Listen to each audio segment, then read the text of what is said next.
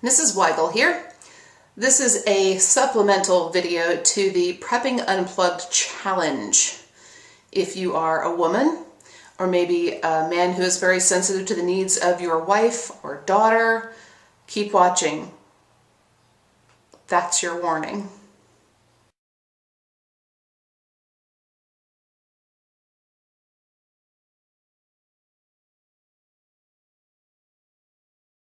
For green purposes, I started using supplies for my cycles that are reusable. Two items that I purchased. One is called a Diva Cup. I think in some places or some companies also call them a moon cup. This is a small silicone cup, about yay big, and it fits inside the vagina to catch the flow. I also use Glad Rags brand reusable menstrual pads.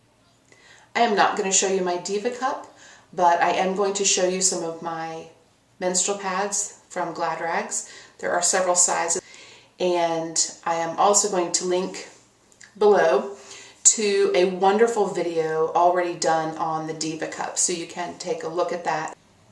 I've been using these products for several years, but this is the first time that I haven't had access to flowing water. So I'm going to show you how I'm going to manage to keep the materials and myself clean for the 48-hour prepping challenge. When using a Diva Cup, typically you remove it, empty it into the toilet under you, rinse it off, and then reuse. In a public restroom situation, it's also perfectly acceptable to wipe it off with some toilet paper. My plan for the challenge, after generally wiping it off, I want to rinse it. So in this jug, I have a mixture of vinegar water. It is mostly water, maybe 6 parts water to 1 part vinegar. And in the little container, I will just pour a little bit of the water into the container to give it a general rinse before reusing. This is one of my Glad Rags menstrual pads. It is a soft cotton flannel. Inside is serged a layer of terry cloth, cotton terry cloth. On the back, there is a pocket, and you can use 1 or 2 inserts inside that pocket. It just goes in like that to make it thicker. I also have it here beside a roll of toilet paper, so you can see that actually is a very large menstrual pad. And you might think it would be bulky or uncomfortable.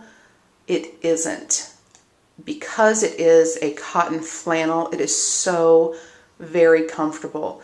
There is no chafing like with many plastic coated pads.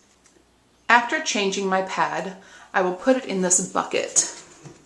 It has vinegar water in it, and I will just let them soak probably until the next morning. Each morning I will wash them with my wonderful hand washer.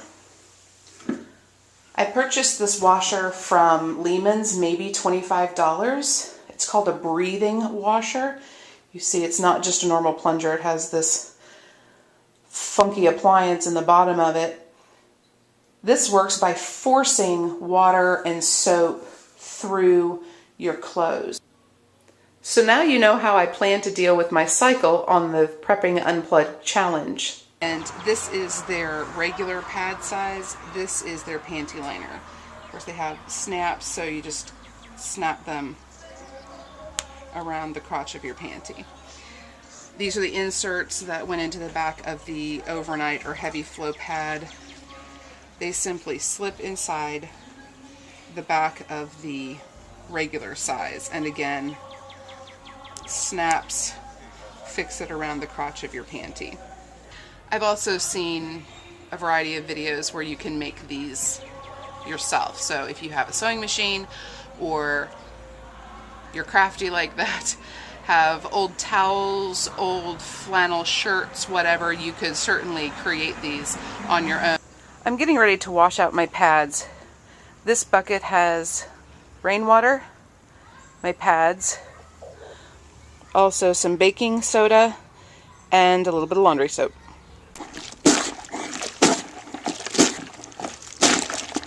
I'm done with the wash cycle.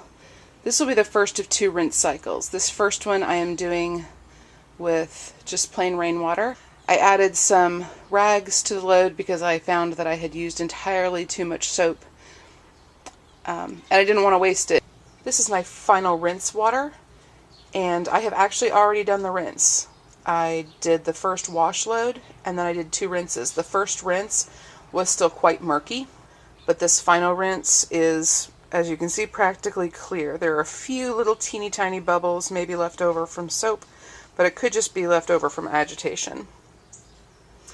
This final rinse was drinking water and a little bit of vinegar. Only using drinking water for the last rinse to make sure that the pads were safe to have in sensitive areas. So there you have it. The menstrual pads are clean.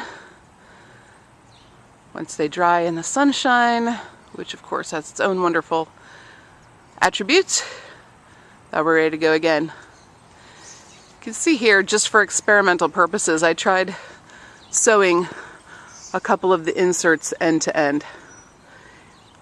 That would be for overnights or a couple of my really heavy days. I actually liked how that turned out quite nicely.